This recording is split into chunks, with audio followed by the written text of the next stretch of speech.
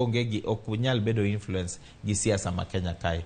To bang'e yudo ni koro jomoko ma support commissioners iketo kanyo mondo gikonye, mago to inyalo kata gol koni. To iyudo ni samoro be ginyalo kawo jo kanisni to giketo kacha mondo ji one ni jo kanisni to at least gi neutral. To nono gima rach ni sani kanisni ji wacho ni jatend Kenya no se yudo support me kanisa either through gik manotimo to asewinjo ka ji go koko mang'eny ni jo kanisa sani ok nyal bedo trusted kata ka idwa keto gi e nafas machal kamano.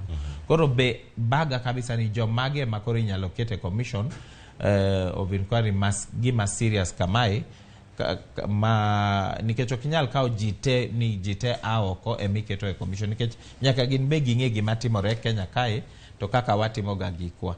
Koro nyaki bed gi jo Kenya kae e commission.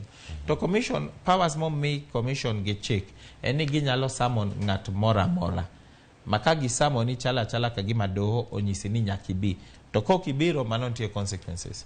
Manyiso ni ka to be in gi thuolo ka in gi gimora mora midwa nyiso commission kaka senator ma Nairobi Edwin Sifuna wacho. Inyalo bedo ni in gi evidence mari. Ndiye moko mawaneno e gazet internet ng'ato moro mawacho ni en whistleblower mar IBC.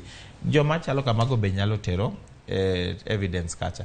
To joma koro giparo ni nigi role ginyalo kata wacho ni ng'ani nyaka bi kae to nyaka dhi. Koro kata ka en jatend piny en be nyalo dhi owach mare nikech en be ne larruok mane nitie sano.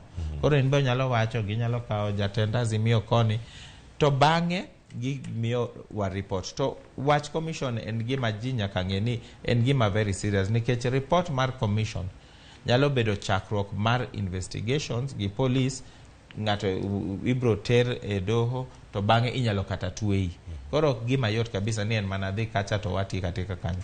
Nyalo bedo gi consequences ma pek kabisa bang' mano. Nyalo kata bedo consequences ma IBC nyalo tiyogo matamo ng'ato from vying ni okinyal kata beded okinyal chung yiero mabiro nikech nitie report moro ma owacho ni timo gik moko maricho